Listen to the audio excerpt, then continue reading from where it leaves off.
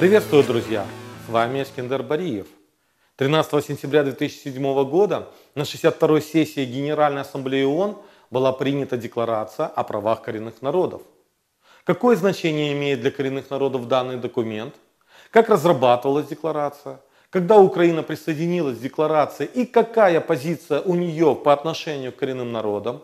Что необходимо предпринять президенту Украины и Верховной Раде Украины для правового урегулирования данного вопроса? Об этом поговорим в 18-м выпуске блога Либрет Кремия. Данный документ декларирует право коренных народов на достойную жизнь, на сохранение и развитие собственной культуры и собственных институтов, а также право на развитие народа в том направлении, которое народ сам считает наиболее соответствующим его потребностям и стремлениям.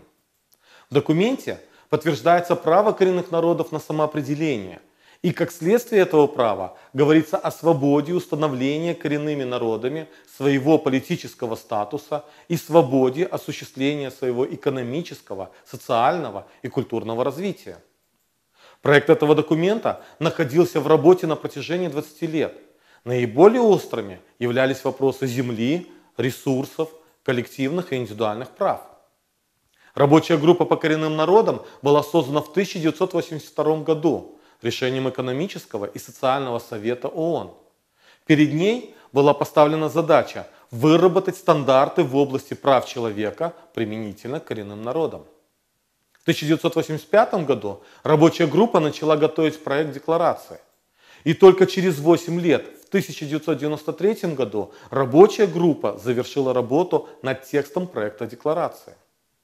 Подкомиссия ООН по предотвращению дискриминации и защите меньшинств утвердила текст проекта в 1994 году и передала его на рассмотрение в Комиссию ООН по правам человека.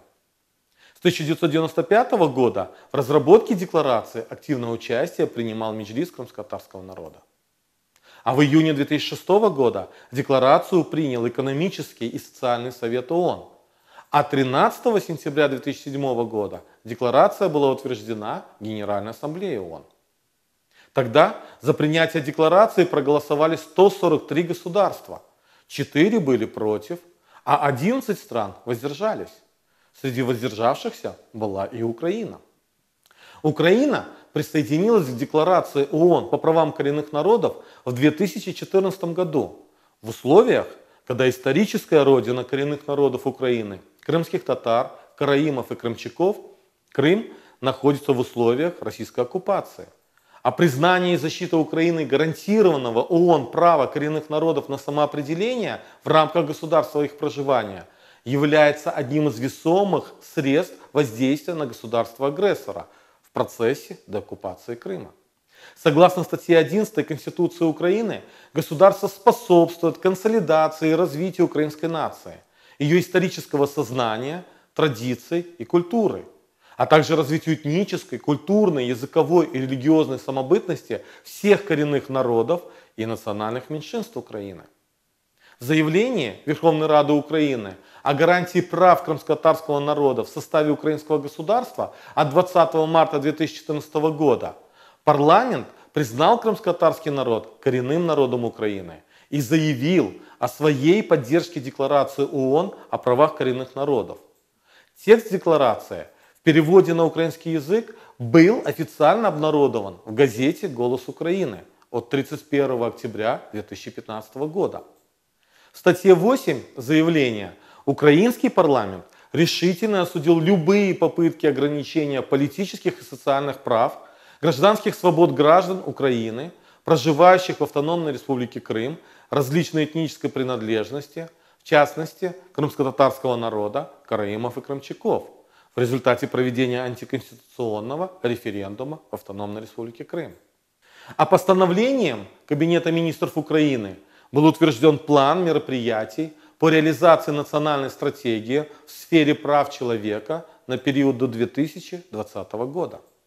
В рамках данного плана Министерству культуры Украины было поручено до 4 квартала 2016 года разработать и подать на рассмотрение Кабинету министров законопроект относительно законодательного урегулирования статуса коренных народов в Украине. Несмотря на то, что Крымско-Татарский ресурсный центр официально направлял проект закона о коренных народах Украины в Министерство культуры Украины, к сожалению, по настоящее время в Украине отсутствует данный закон. Но на носу 2020 год. Истекает срок уже самого плана мероприятий по реализации национальной стратегии в сфере прав человека, а закона о коренных народах до сих пор нет. Кто же виноват? В связи с этим Крымско-Татарский ресурсный центр официально направляет проект закона о коренных народах в офис президента Украины и открыто призывает президента Украины Владимира Зеленского инициировать принятие данного закона.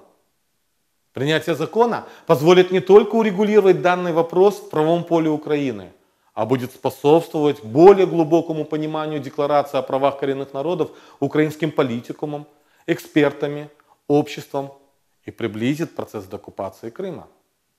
А также значительно улучшит имидж Украины на международном уровне, как правового государства, защищающего права коренных народов.